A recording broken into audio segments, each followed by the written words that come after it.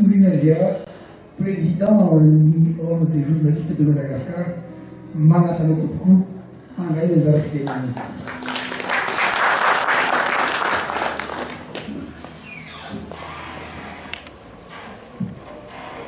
Ramatoa ministre ny kolontsaina sy ny vakoka sy tena Andriamatoa ministre ny serasera sy ny fifandraisana amin'ny Madagasikara. Andriamatoa isan'ny tany kabinetra ny ministera ny volanonda sy ny ministera ny serasera ary ny fifandraisana amin'ny Madagasikara. Andriamatoa filohan'ny fikambanana mpanao gazety Zokiolona. Ianareo ka manao ny fikambanana mpanao gazety Zokiolona. Indrindra ianareo vonitolorana ny marim-boninahitra ambony eto amin'ny firenena iray. Isika namana mpanao gazety mpitambana ao anatin'ny barao milavitra ny mpanao gazety sy ireo mpanao gazety nanohina izao fanasany ny club de journaliste eto ihany zao. Ianareo olo manan-kaja maro nosinganina manokana amin'ny voninahitra amin'ity fanamarena ny faharoapolo taona ny fikambanana mpanao gazety Zokiolona ity, tompoko lahy sy tompoko vavy. Nome teny dia solanga.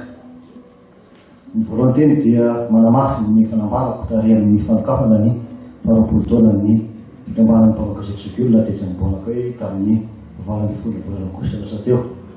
Miarahabo ny fikambanana mpanao gazety Zokiolona natratra ny faharoapolo taona ary manohy izao hetsika fiarahana sakafo ary nakalokalo sy mirahira le kristy koa rehefa avy zao ho fanamariny zany tsy ngia taona faharoapolo zany.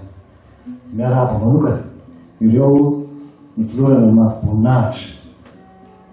Misy izy teo ny Grand Croix de l'Ordre National, misy ny commandeur de l'Ordre Grand Officier, Grand Officier de l'Ordre National, et misy ny commandeur de l'Ordre National, dia misy ny officier de l'Ordre National. Miarahaba anareo izahay mpanao gazety zanonareo sy ireto olona miarahaba amin'ny fanosona aminareo ireto. Ny tsy ho lava resaka fa zavatra anakory ihany misy horetako amin'izao anjara fitenenako izao. Ny mpanao gazety Zokiolona, ny fikambanana mpanao gazety Zokiolona dia anisan'ny fikambanana mahavitrika indrindra amin'ny fikambanana mpanao gazety misy amin'izao fotoana izao. Eny fa na dia Zokiolona ary zareo dia mihetsika ary porofon'izany izao hetsika fanamariana ny faharoapolo taona izao. Irariko zany mba hihitatra sy ho fakatahaka amin'ny fikambanana mpanao gazety samihafa misy eto Madagasikara, indrindra amin'ny fampiroboroboana ny asantsika ho fanomezana vaovao feno sy voamarina ary marina ho an'ny mpanjifatsika. Ny faharoa, raha nisy ny fanolorana marim-boninahitra ireo mpanao gazety Zokiolona dia mitodika manokana ny tompona araky ny fitaovam-panjakana ny tenako fa be dia be koa ny mpanao gazety amperinasa amin'izao fotoana izao mba tokony hisitraka izany zo ahazo ny marim-boninahim-pirenena zany ka miangavinareo anamora ny fahazahoan'ny mpanao gazety medika izany mba tsy ho fatan'ilay voamena marim-boninahitra à titre posthume moa sy ilay teny farantsay efa tsy misy lanjany amin'izony na dia ezaka ataon'ny mpitondra fanjakana fa azo lazaina hoe ranomasitry miaraka mahafatena.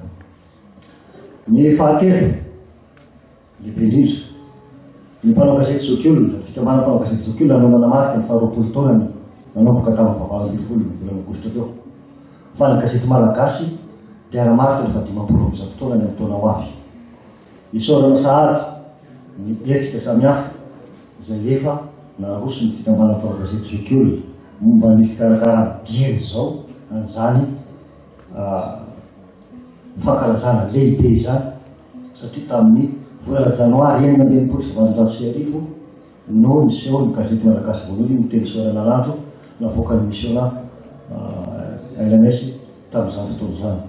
Io taona ho avy io zany nanamaritsika izay fa 500 taona zay ka anentahana antsika fikambanana mpanao gazety samihafa andray anjara mavitrika. Eny fa na ny sakaizan'ny mpanao gazety koa ary sy ireo mpiara-miombanato ka dia entanina hiarana manarika amintsika amin'izany.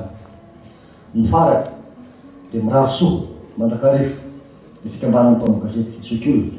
Engary ianareo ho fitaratra ho ilony andotsy araraka ho an'ny mpanao gazety zany rehetra eto Madagasikara satria na dia samihafa ary valim-potoana ny lalovana ny asa mpanao gazety dia mitoetra ary ny mpanao gazety araka ny resaka teo rehefa nanomboka raha androany dia mandrapikipo masony izy dia mpanao gazety mandrakarivo. Ho ela velona ny fikambanany mpanao gazety Zokiolona.